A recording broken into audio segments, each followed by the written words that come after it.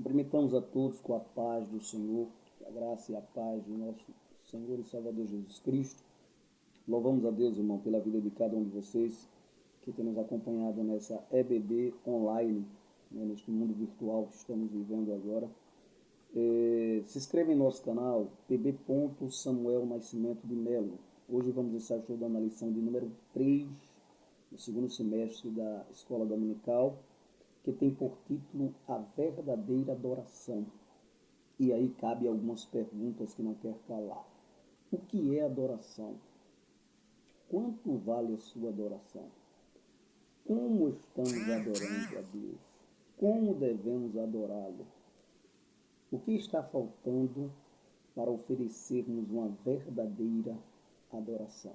São perguntas que não quer calar e que tem tudo a ver com este assunto que vamos estudar a partir de agora.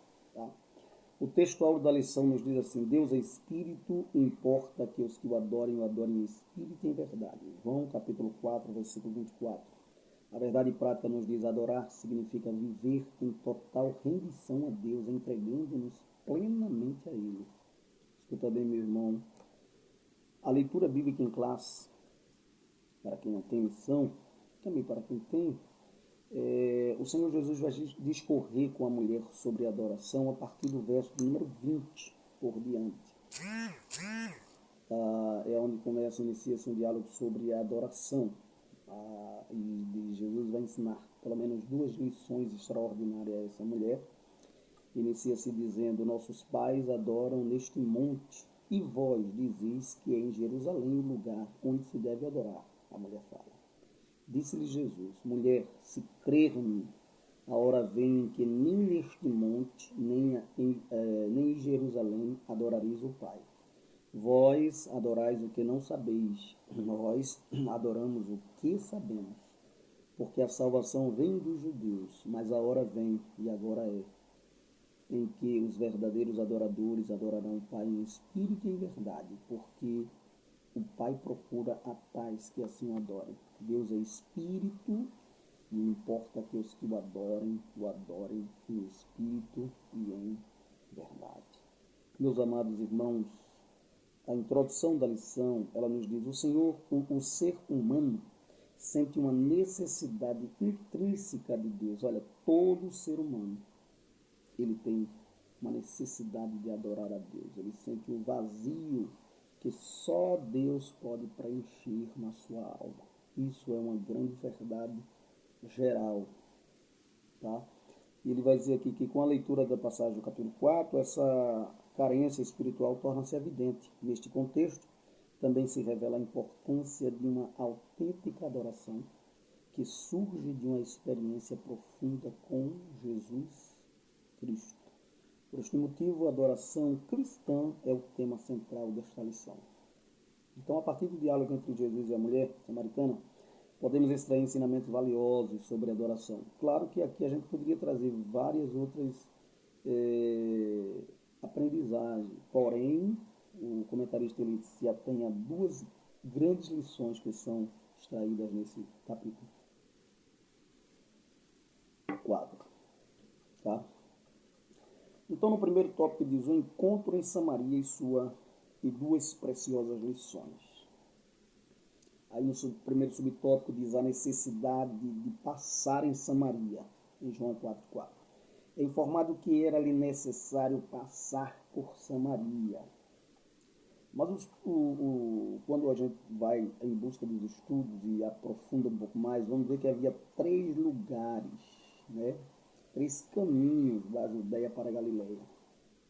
E eles escolhiam caminhos que eram mais longos, durava até dias para atravessar, enquanto que Jesus achou por bem passar por Samaria. Esse caminho, por meio da província de Samaria, era o mais curto, mas tem um detalhe, era o mais perigoso e era o menos usado. Jesus envia seus discípulos, a Sicar, cidade dos bêbados, dos embriagados. Veja que ironia, né? E agora, é interessante lembrar também que por que não se passavam? Porque havia divergência política e religiosa entre os judeus e os samaritanos, desde o período lá depois do cativeiro. O que é que acontece? Um judeu, ele não lavava os pés no lugar onde o samaritano lavava as mãos. Por aí você vê que havia muita divergência, mas Jesus veio romper todas essas barreiras racial, né?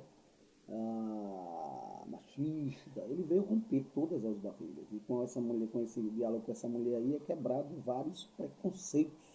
Eu queria trabalhar isso aqui, mas não é o caso no momento. Então, essa ideia de era necessário passar por Samaria é que havia uma missão urgente, o encontro de Jesus com a mulher samaritana. O Senhor Jesus, ele tinha um encontro específico com essa mulher, junto à fonte de Jacó. Então, durante essa conversa, da conversa de Jesus com a mulher lá, Jesus abordou o assunto sobre o local adequado para adorar a Deus. Né? Seria em Samaria ou em Jerusalém?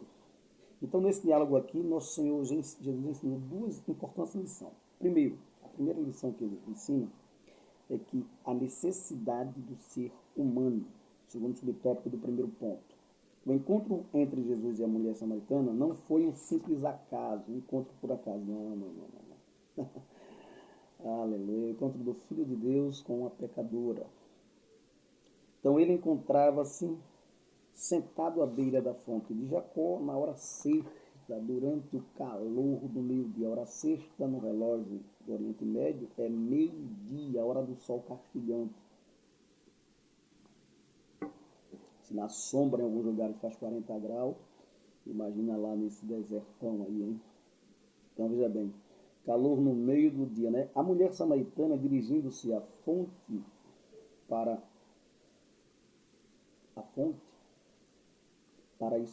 recolher água, né? Momento em que se cruzou com Jesus e ouviu um pedido do amado mestre.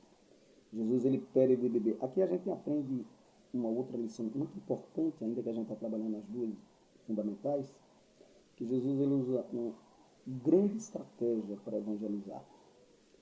Ele pede água à mulher, mas na verdade ele quer oferecer a água viva. Ele pede água H2O, né, que mata a sede física, mas na verdade ele quer oferecer àquela mulher a água que mata a sede da alma espiritual. E ninguém tem essa água, a não ser o Senhor Jesus Cristo. Então, a resposta ao pedido de Jesus, ela iniciou uma conversa com o Divino Mestre, até que este lhe propôs com a água que se tornara nela uma fonte de água a jorrar para a vida eterna. O que nosso Senhor ofereceu à mulher samaritana era um tipo de água capaz de transformar toda a sua existência, toda a sua vida, toda a sua conduta, toda a sua maneira de viver. Então aqui encontramos a primeira valiosa lição. Toda pessoa necessita de Deus. E por isso devemos aproveitar cada oportunidade para partilhar essa água da vida. Então devemos partilhar essa água da vida com essas pessoas que necessitam de Deus. Todas necessitam. Há uma necessidade intrínseca dentro do homem. Vamos para o terceiro subtópico do primeiro ponto, que diz o lugar de adoração. Aí vem a segunda lição. O lugar de adoração a Deus. Olha, dando seguimento à conversa com Jesus, a mulher samaritana questiona sobre onde deveria ocorrer a verdadeira adoração.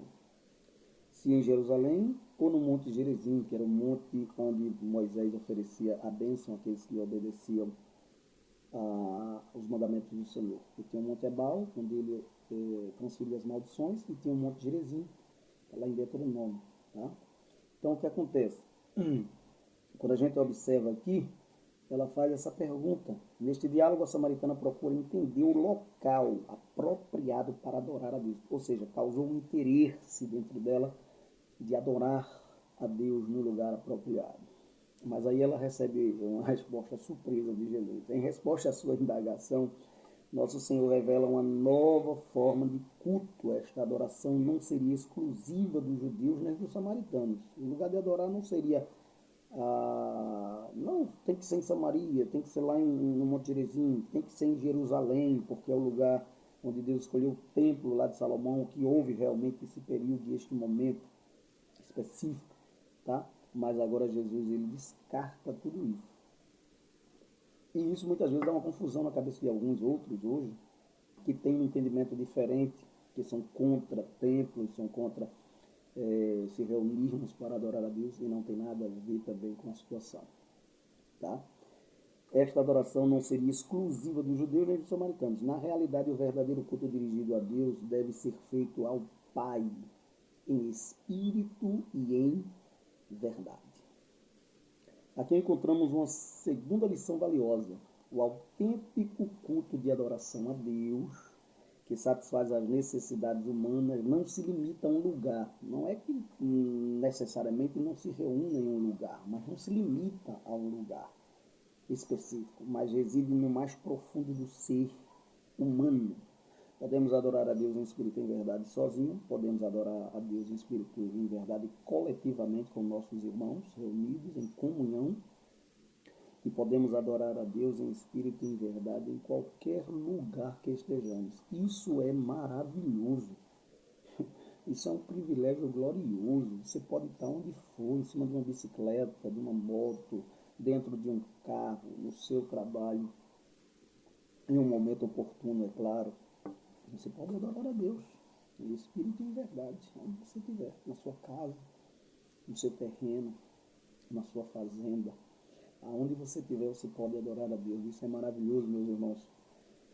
Porque antigamente havia muitas restrições e era preciso se ir ao sumo sacerdote, era preciso se ter aquela questão toda ritualística. E agora tudo isso, né, muda nesse conceito aqui de Jesus no período já neotestamentário. Tá? Então, segundo tópico, o ensino de Jesus a respeito da verdadeira adoração. Agora Jesus vai ensinar como é que se deve adorar. Primeiro ele diz que o lugar, né, não, o lugar não é específico, não é um lugar específico, a importância não é o lugar, mas é o adorador. E agora ele vai dizer o ensino de Jesus a respeito da, adoração, da verdadeira adoração, como se dá essa verdadeira adoração. Como eu falei, né, no início da lição, né, o que é adoração, como estamos adorando, né? Então, adorar a Deus, ele vai muito mais. Adorar supera amar, certo? Amamos por decisão quem conhecemos, quem um dia vai nos deixar, quem um dia deixaremos. Adorar só cabe através da fé. Sabe por quê? Porque adoramos a quem nunca vimos, quem nunca vai nos deixar e a quem nunca pretendemos deixar. Somente com Deus isso é possível. Adorar começa dentro, no espírito, no lugar da intimidade, e reflete fora, na linguagem corpórea, gestos, choro, palmas, levantar de mãos, prostrando-se, e etc, etc, etc. Então, adorar vai muito além do que tudo isso que muitas pessoas pensam. Amém? Então, adoração. Ao afirmar que ofereceria a água viva aos que têm sede, Jesus referia-se a uma vivência espiritual que se daria no interior de cada indivíduo. Isso começa lá com a regeneração e vem o início da santificação. E aí começamos a adorar. A água que ele lhe der se tornará nele uma fonte de água a jorrar para a vida eterna. Né? Isso nos faz lembrar o Salmo 46, que diz que Deus é o nosso refúgio, fortaleza, socorro bem presente na hora da angústia, por isso não temeremos, ainda que a terra se mude, os montes se transportem para o meio dos mares, ainda que as águas rujam e se perturbam, há um rio, cujas correntes alegram a cidade de Deus, o santuário da morada do Altíssimo. Deus está no meio dela, não será abalada. Deus o ajudará ao romper da manhã, as nações se embraveceram, os reinos se moveram, ele levantou a sua voz e a terra se derreteu. O Senhor dos Exércitos está conosco, Deus de Jacó é o nosso refúgio e fortaleza. Então, amados, fala do interior de cada indivíduo. A água que eu lhe der se tornará nele uma fonte de água a jorrar para a vida eterna, Jesus já disse. Então, assim, à luz das suas palavras, Neste capítulo, a verdadeira adoração a Deus não está mais ligada a um local específico, restrito, como Jerusalém ou Samaria ou qualquer outro local. A presença de Deus já não se restringe a uma determinada geografia, mas está presente em todos os lugares onde existem adoradores sinceros, honestos, verdadeiros, tá? Que sabe o que está adorando. Mais do que uma adoração formal e ritualística, como muitos tinham, né? A autêntica adoração possui essencialmente um caráter espiritual. Por quê? Porque o Deus que adoramos é espírito. E é necessário que os que o adorem também em espírito e em verdade. Por quê? Porque essa medida ela começa dentro, tá? E ela vai refletir fora. A adoração começa dentro, no interior, no íntimo, na alma, no espírito, no lugar da intimidade, da comunhão com o Senhor. Segundo subtópico do segundo ponto, Jesus e a verdadeira adoração. Ao questionar Jesus sobre o local da adoração, a mulher samaritana teve uma revelação que lhe permitiu entender os ensinamentos de Jesus sobre a verdadeira adoração. Veja que coisa maravilhosa. Aí é discutido a doutrina da adoração, né? Jesus vai explicar detalhadamente essa doutrina. O Senhor Jesus é por si só a base para essa adoração genuína. É pertinente ilustrar esta verdade, né, ao lembrarmos do Calvário, do sepulcro vazio, onde após sua morte a obra realizada se tornou a razão fundamental para a adoração de todos os cristãos. Embora os locais físicos do Calvário e do sepulcro vazio possam não ter grande significado por si mesmos, a lembrança da obra realizada por Cristo nesses lugares ultrapassa qualquer geografia. Tá?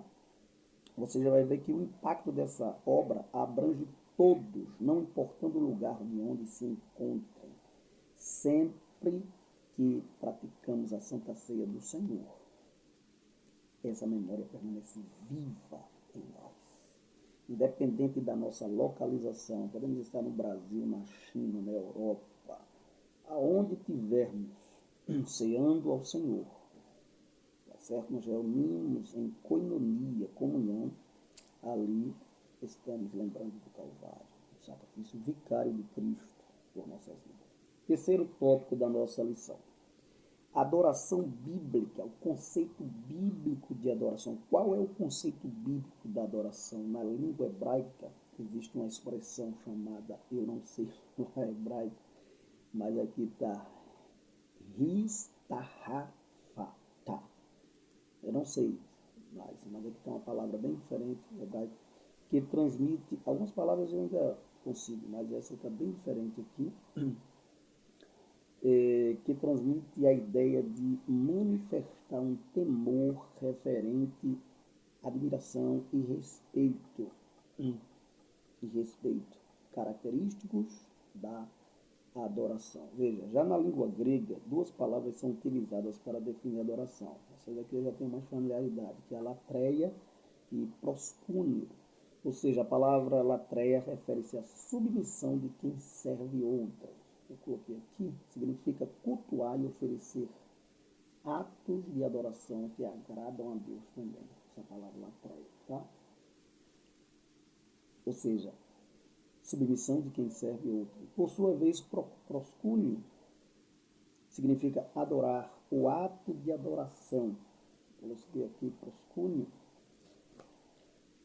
a palavra proscúnio.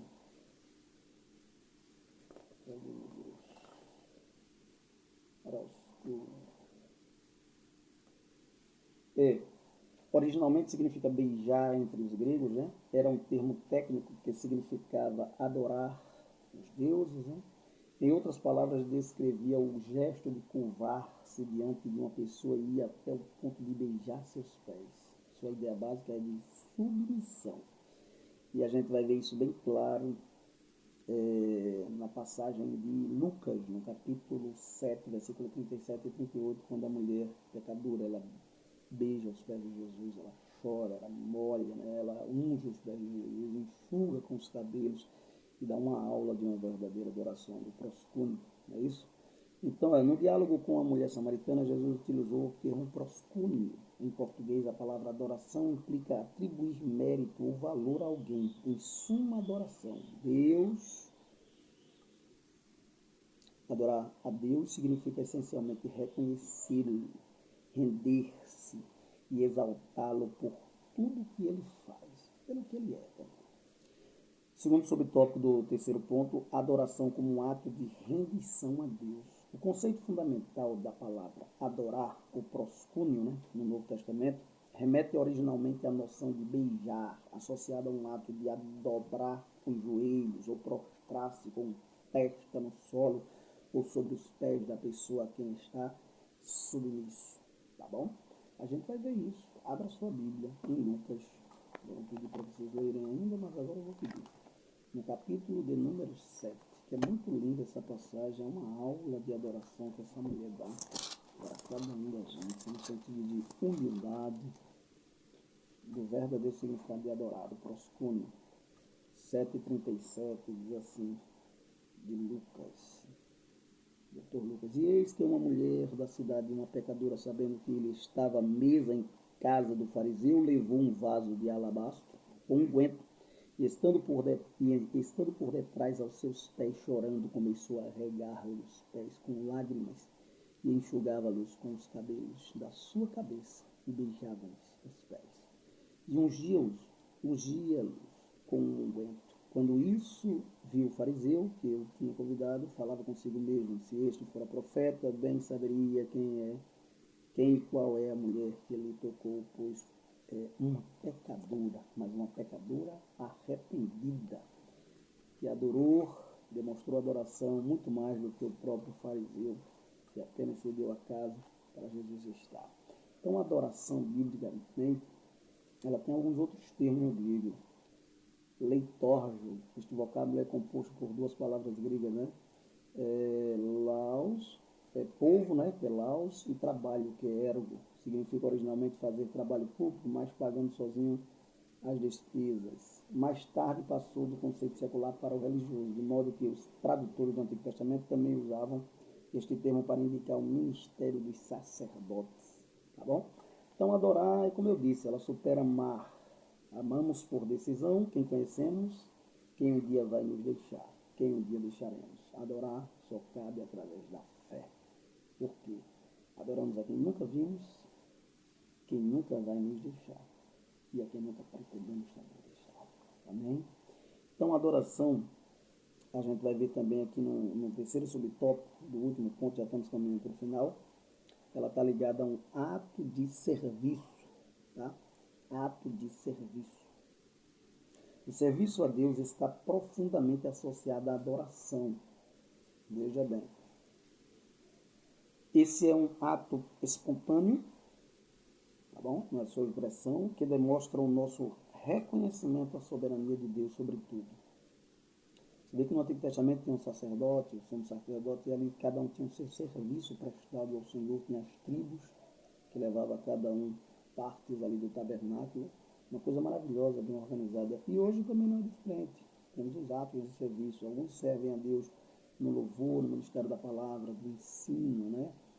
Como diáconos na casa do Senhor, presbíteros, evangelistas e assim por diante. Em outras áreas, dirigentes de oração, missionários, missionárias. Então, assim, o serviço que prestamos a Ele, ou seja, cumprir os seus propósitos para nós, exige uma entrega total da nossa vida como um sacrifício vivo ao Senhor. Se você abrir a sua Bíblia, no livro de Romanos, muito conhecido nosso, no capítulo 12, e o verso 1, ele vai dar um exemplo. Rogo-vos, pois, irmãos, pela compaixão de Deus, que apresenteis o vosso corpo em sacrifício não morto mais, como na antiga aliança, mas em sacrifício vivo, santo e agradável a Deus, que é o vosso culto racional. Em espírito e em verdade e com racionalidade. Esse culto precisamos entender o que estamos adorando, saber o que estamos adorando. Jesus falou isso para a mulher samaritana: vocês adoram o que não sabem, é isso. Jesus falou isso para Nicodemos, naquela lição que estudamos passado. Vocês adoram o que não sabem. Nós adoramos o que sabemos, ou seja, entendemos, temos razão, sabemos a quem estamos adorando, quem é que merece a nossa oração e como devemos adorar. Tá? E onde ele não coloca lugar específico, mas como, tá bom? Uma coisa é onde, outra coisa é como. Como adorar, como devemos adorar. Se a gente observar, meus amados irmãos, ainda, eu quero abrir um parênteses aqui, sobre adoração. O que não é adoração? O que não é adoração é mastigar chiclete na hora do culto, tá? Irreverência, bater papo na hora do culto, certo? Se levantar na hora da oração e beber água. Chegou na igreja, beba a sua água, vai no sanitário, depois você entra para adorar, certo? Mas o que é adoração? Reverenciar, prestar culto, veneração, honrar, venerar, tratar com consideração, respeito, qualquer tentativa de definir adoração será falha na questão verbal, certo? Porque é mais do que cantar, é mais do que levantar os braços, é mais do que dançar, é um estilo de vida, certo? A adoração é um estilo de vida. No Novo Testamento, a palavra adorar, né, proscúnio, como eu já falei, e suas cognatas, são 58 vezes essa palavra tem no Novo Testamento, tá bom? Então, que Deus possa nos ajudar e que nós possamos ser verdadeiros adoradores assim, ao Senhor Jesus e prestar um culto em espírito e em verdade, porque Deus é espírito, tá? Então, o que acontece? Vamos lá? Adoração bíblica, já falei. Uma experiência interior, adoração. O conceito de adoração na Bíblia. Adoração como ato de serviço, né? Como um sacrifício vivo, de tal forma que não podemos servir a dois senhores, mas somente a um. Trata-se de uma entrega completa a Deus através da nossa existência. É um estilo de vida, né? Paulo vai dizer, qualquer coisa que façais, quer comais, quer bebais, né? Tudo faça para a glória de Deus, para o nome do Senhor ser exaltado e glorificado através da sua vida. Tá? A santidade do homem revela a imagem e a semelhança de Deus. Quarto subtópico do terceiro ponto. Uma experiência interior de adoração. Vamos lá? Sentimos uma necessidade profunda de adorar a Deus, meus irmãos. Conforme é lembrado no Salmo 42, a minha alma tem sede de Deus, do Deus vivo. Quando eu entrarei e me apresentarei ante a face de Deus? Ele faz uma pergunta aqui maravilhosa. A gloriosa presença do Deus Todo-Poderoso satisfaz toda a carência da pessoa. Assim, a verdadeira oração envolve uma postura interior que permite ao crente estabelecer um vínculo profundo com Jesus Cristo, reconhecendo-o como Senhor e Salvador das nossas vidas. Olha lá, meus irmãos. Eu, há um certo tempo atrás, trouxe uma doutrina, um ensinamento da igreja onde estávamos ali na frente, por misericórdia. E nesta fizemos uma reflexão muito tremenda sobre essa adoração lá no caso do Gênesis. Quero abrir um parênteses aqui primeiro, né? Sobre Caim e Abel. A gente vai ver.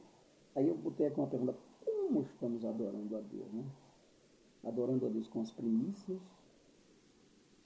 com o culto de Abel ou com o culto de Caim, né?